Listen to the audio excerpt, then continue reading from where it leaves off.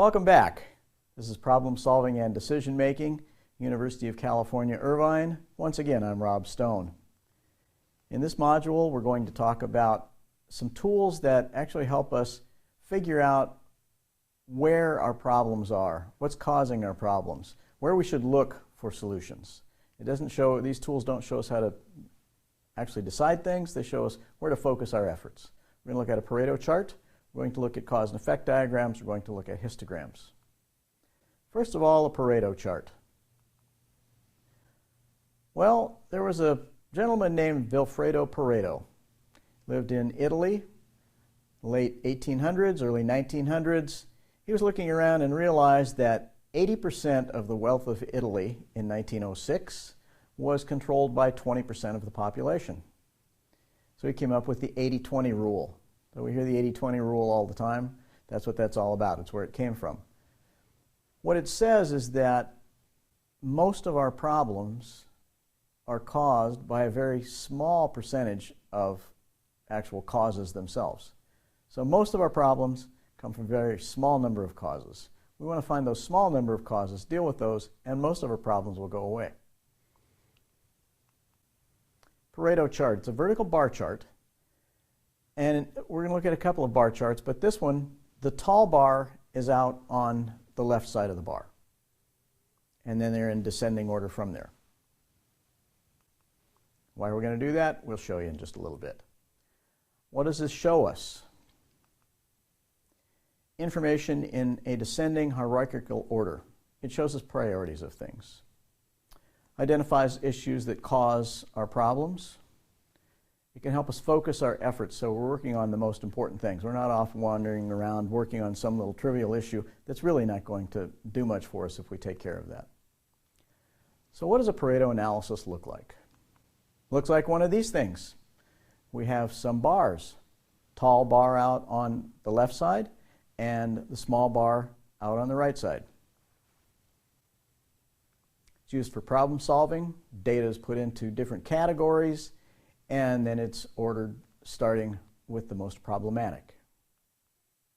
Let's take a look at a restaurant. We have a problem at a restaurant. We get complaints at our restaurant. So we start to gather some information about that. What are the complaints? Why are people complaining about this? Some people are going to complain sometimes about bad food, some people about bad service, some people about noise. There's all different kinds of things that people complain about in restaurants. Why are they complaining about our restaurant? Well, parking problems. If we look at the 257 complaints we have in a certain period of time, 112 of them are parking problems. That's the tall bar out on the left. That's the 112, the tall bar. The next bar, we've got rude waiters. So people are having a hard time parking, then they get in there and you get a rude waiter. So right away it's probably not a very good experience. Now there's some problem with their food. The food isn't cooked right. It's cooked too much, it's not cooked enough, something's wrong with it. Then some people complain about the restaurant being noisy. Some people say the food is cold. My father, my mother-in-law, seems like elderly people, they eat too slow and so their food gets cold, and so I was complaining the food's cold. It wasn't cold when it came out, but it is now. So we complain about cold food. We look at a number of different issues along the way here to find out, okay, so what's the main problem? If we take a look at our chart now, we say we have these three issues up here. If you take a look at this, these three issues are the tall bars. They're going to account for almost all of the complaints we have in the whole restaurant. This is called the vital few. Then we also have the trivial many. There was one of the people involved working with these Pareto charts later on. Vilfredo Pareto, when he was working with this, said the vital few and the trivial many, and a number of other people worked with those. And then one fellow, Joseph Duran, came along and said it's not the trivial many, it's also the important many. Because if we can also get rid of all of those, then we have a world-class five-star restaurant. Let's take a look at this. We have 257 complaints. 112 of them, we're going to do some simple math here.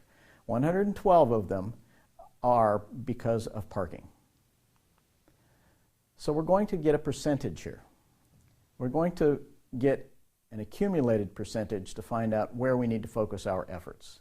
What it says here is that 43.6% of our problems come simply from parking. So almost half of the problems we have, half of our complaints are coming from parking, bad parking.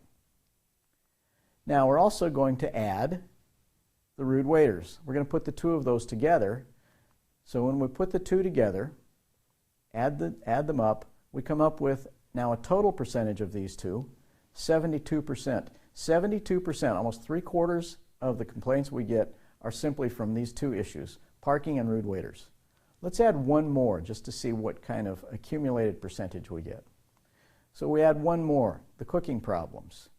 We add that, the three of those together, the percentage of the complaints that those three account for is 91.5%. So we have almost all of our complaints coming from three things.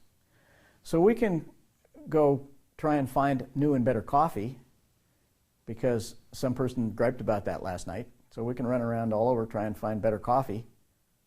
Why? That's not going to make our restaurant better. That's not going to reduce our complaints.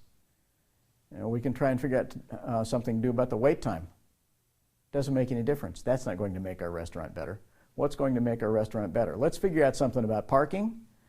So we may have to put in valet parking. We may have to figure out new parking spaces, build a new parking lot. Who knows what we're going to do? Maybe we've got a big dirt lot behind us and we could cover that over and make it into a paved parking lot, solve our problems. We don't know. We just need to figure out where the problems are and then go fix them. So we put all the rest of them in here, and we have 100% of our problems are caused by these complaints right here. This is all of our complaints. But looking at the first three, take care of those, people are going to be happier with their restaurant. When we look at categories of problems, what we want to do is tabulate the data. So like we did, we just put all of our complaints down on the chart, said bing, bing, bing, these are the complaints. Then we want to plot it on the chart. So we put it on our chart and said, okay, this is what it looks like. And then we understand and act on the results. So now we know three things cause most of our problems. We go fix those, and we're in a lot better shape.